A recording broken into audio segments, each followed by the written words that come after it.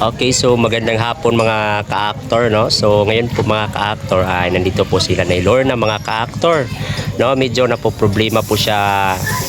Meron po siyang problema mga ka-actor, no? Tungkol po sa nangyari kagabi, mga 1 AM na nangyari. No, may pumunta sa kanyang bahay mga ka-actor, tapos ito po sila na Lorna mga ka-actor.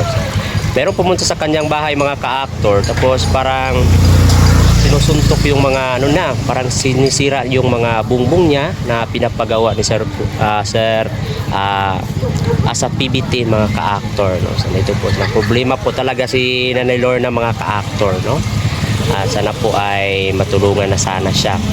So kasi yung taong pumunta sa kanyang bahay kagabi mga ka-actor ay pinag-usap-usapan na or pinag-ano na ng mga dato dito na papaalis dito sa sitio namin para hindi na maulit yung ginagawa sa pamamahay ni Nanay Lorna kagabi mga ka-actor.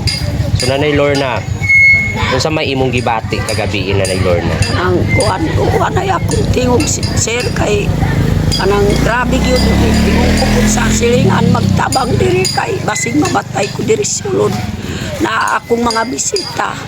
So pistaman sa Talaingod o kuan Bukidnon na nanghilak na pud ya sulod kay gisumbag ang kuan mangitanag kuan gisumbag ang akong purtahan kuan na gyud na anay bangag kana pud akong gi singgit na pagtabang lang diri kay pangitaw na mo ang sundang ay panigbaso na akong bongbong akong problema na wala pud akong tingog tungod sa pagsinggit na ako gusto ko gyud makatabang.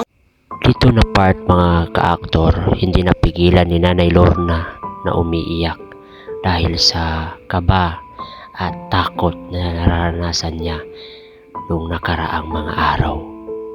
Mga ka-aktor, sobrang naawa talaga ako kay Nanay Lorna at hindi ko alam kung paano ko siya tutulungan. Anang gahubog yun nga grabe yun nahubog dito sining bagay diya sa Midyokyan padulong man po diri sa akong balay.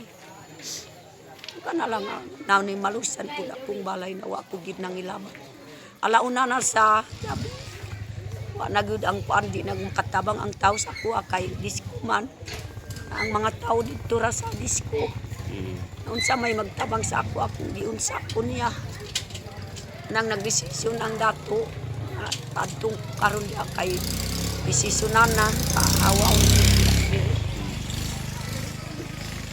So mga ka-actor, no, so medyo nakakaiyak talaga yung nangyayari kay Nanay Lorna kagabi kasi pinuntahan talaga ng lasing yung bahay niya, tapos nawawala na yung boses niya kasi sa kakasigaw kagabi ng tulong, no.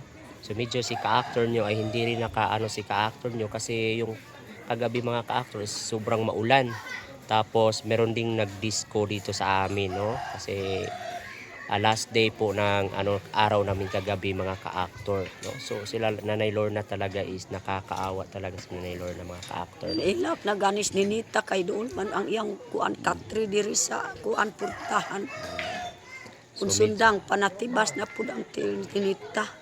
So kagabi mga ka-actor hinaharas talaga at yung lasing mga ka-actor naghanap talaga ng itak mga ka-actor o kaya tinatawag naming lagaraw, no, para anuhin yung mga ka-actor yung bungbong, parang tatarin daw yung mga bungbong para lang mapasok sila Para makasunod lang po sila. Nawa magpunakita mo ang sundang diya sa silong kay natabunan sa kuan sa patos ninita dito ko tapuka.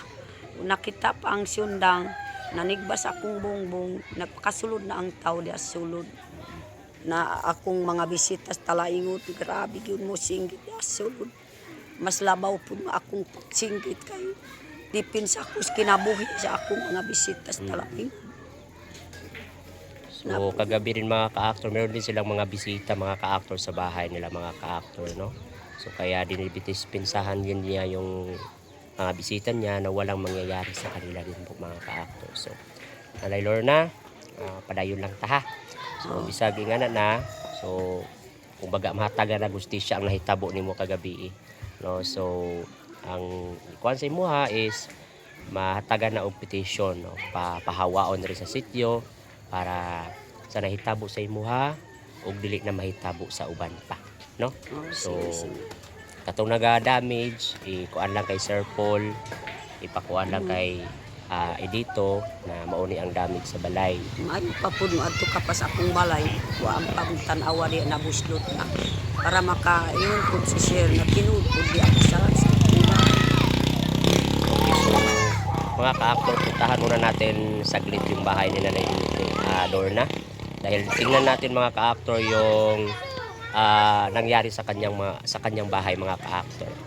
So mga ka-actor, keep watching po mga ka-actor.